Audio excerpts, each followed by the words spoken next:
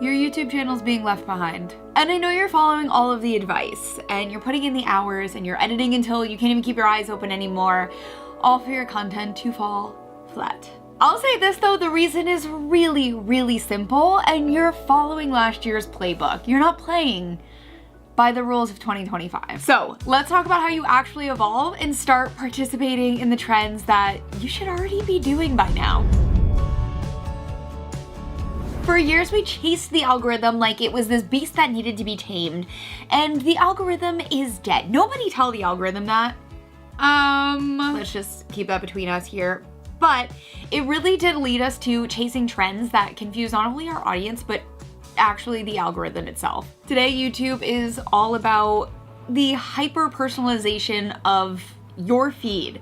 And this is why everybody's is so different. It's not the one algorithm anymore. It's kind of an algorithm for every person. You have to remember, YouTube is just trying to put the right video in front of the right person at the right time. That is the ultimate matchmaker. So this also means that you want to stop obsessing over being so broadly viral.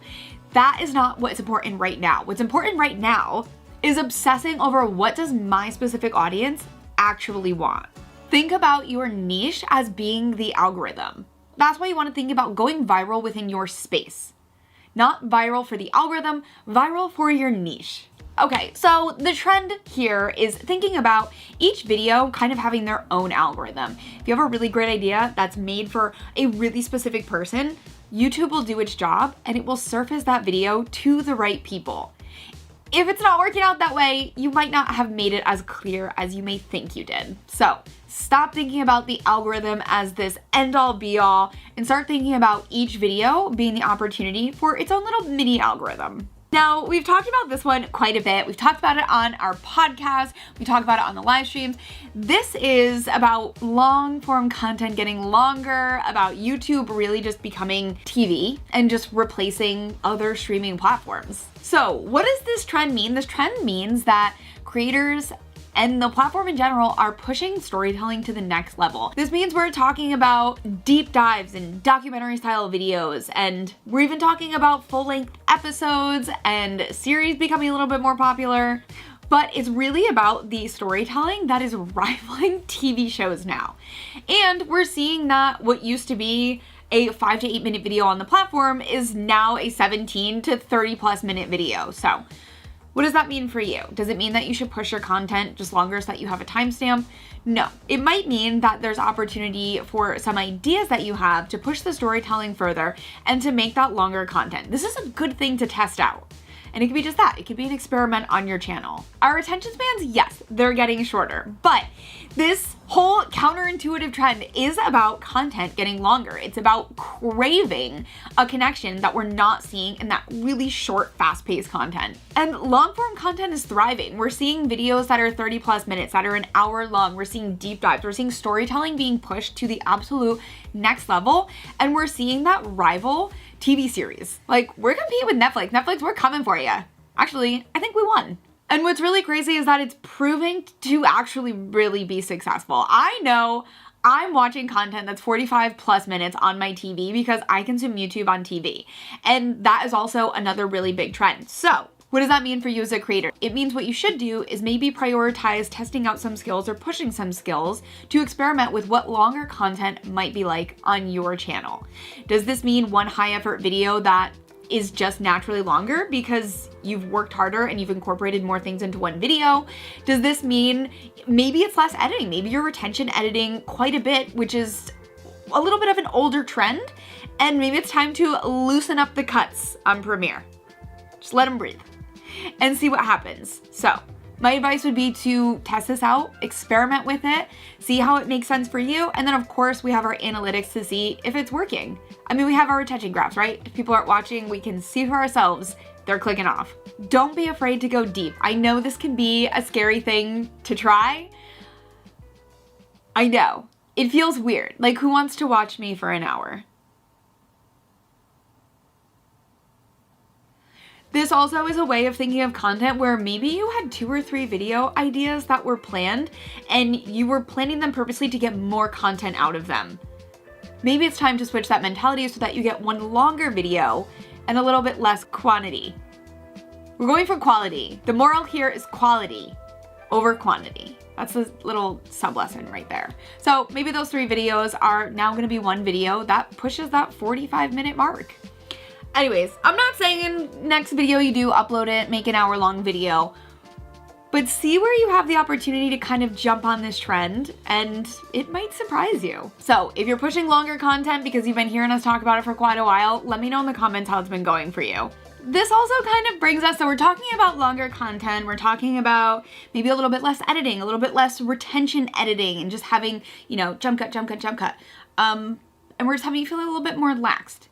The next trend we're gonna talk about is really just that. We're going for raw over polished, and you've probably seen this trend for a little bit now. We're seeing styles of thumbnails that are more screenshot looking, less text, less arrows, less YouTube face. Has the YouTube face finally died?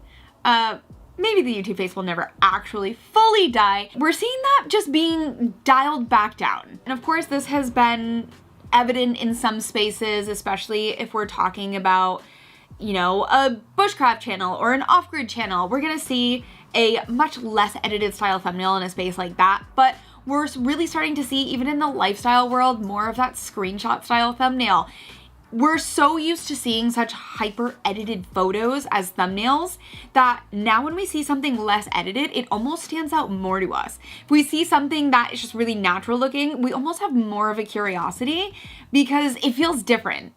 It feels like that now is the oversaturated, shocking thumbnail that our brains were not used to seeing.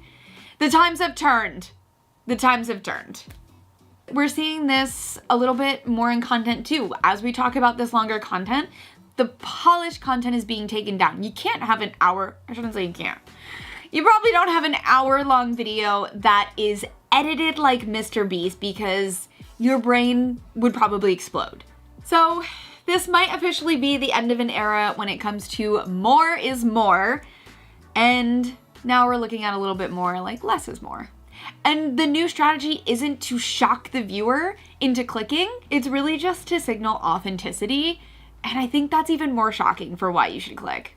So how do you maybe test this out? Well, for your next thumbnail, maybe you pick that screenshot. Pick a moment directly from your footage or plan to take a thumbnail in the environment that you're filming in. It's still okay to plan and take thumbnails. Obviously, we encourage a planned thumbnail, but there's a way to plan it so that it still has a more natural feel. We're also talking about natural expression, and I will tell you one trick that I absolutely love when it comes to taking a thumbnail is to take a video actually mimicking the emotion that I'm trying to represent through the thumbnail. So instead of the photos of the big shocked face, I try to say things that are a natural representation of the emotion I want to come across. So if I'm feeling, you know, really excited, I might take the video that I'm just going, oh my gosh, what?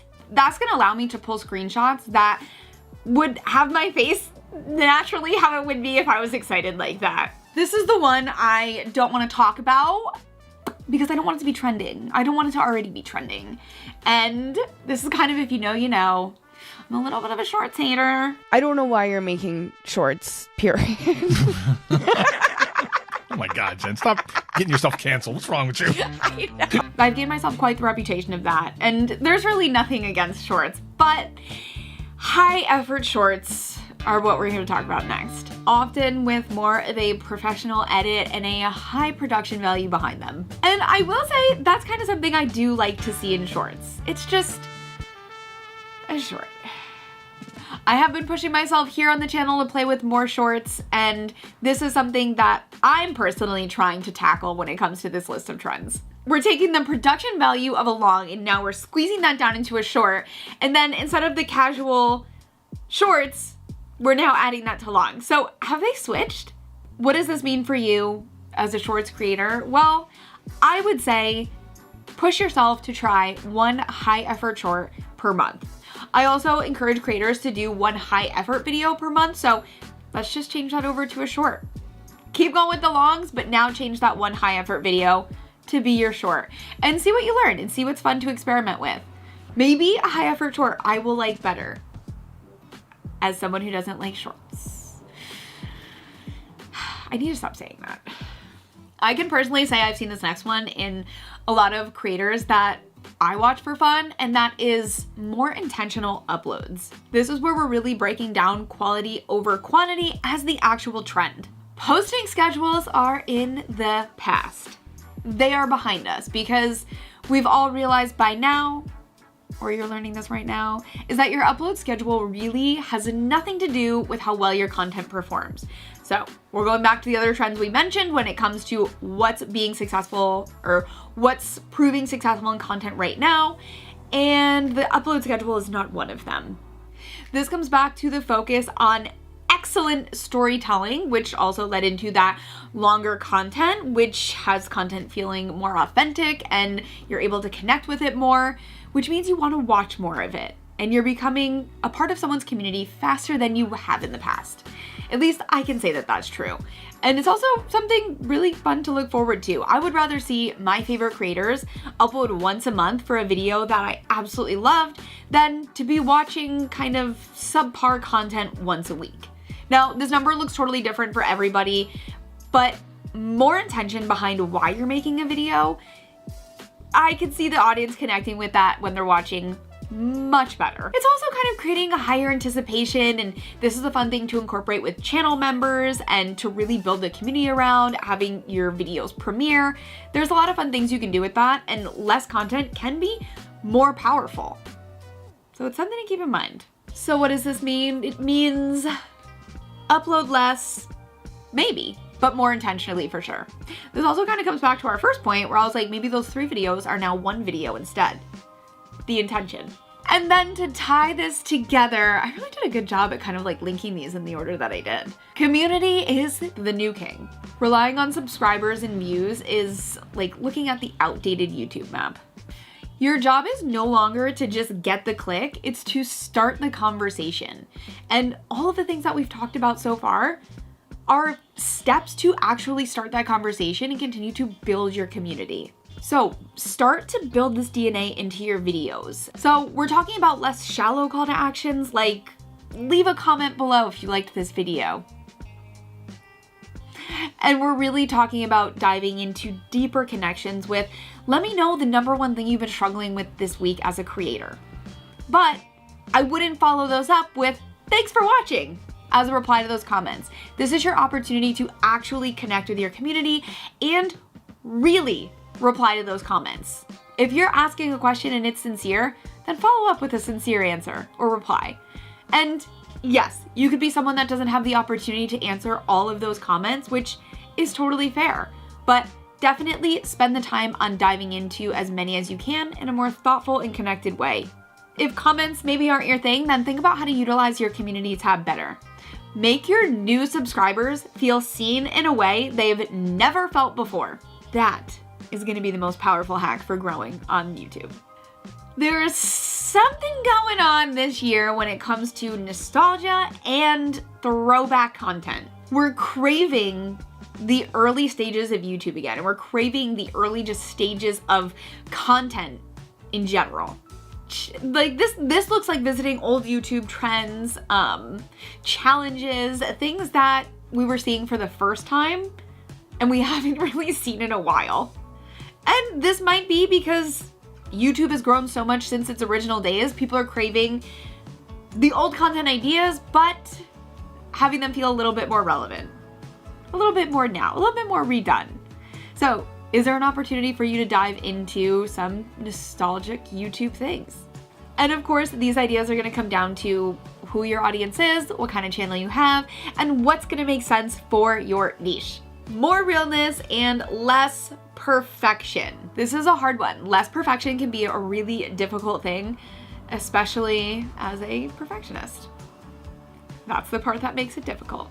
Content was feeling so polished and there was no outtakes and no bloopers. It was just my perfect YouTube edit. And those days are behind us. It's okay to leave things in that make you just actually seem like a real human and not a perfectly edited YouTuber. We're talking about genuine moments versus calculated personas. Leave those bloopers in. Have the time that you stuttered all over a word leave it in the footage. That's also something that really connects people to you. When you come off as just a normal person, we want to make that connection, and being your authentic self is what's going to allow you to make that deepest connection with the other person, with the person on the other side watching. So how do you implement this into your channel? Well, just that. Add the bloopers, leave in the cuts that you messed up on. I mean, there's no rules for this. As long as it feels authentic to you, run with it. See what happens. I bet those are the moments that people are going to be laughing about in the comments. Now, let me know in the comments which one you've been working on this year. And if you haven't yet, that's okay. Let me know which one you're going to try to tackle after hearing these 2025 trends you should kind of already be doing. And maybe you're someone that's like, trends, blah, blah, blah. I want to quit YouTube. Well, I just so happened to make a video about wanting to quit YouTube, so maybe that's when you want to give a click. But leave the comment though. I really want to know which trend you're trying.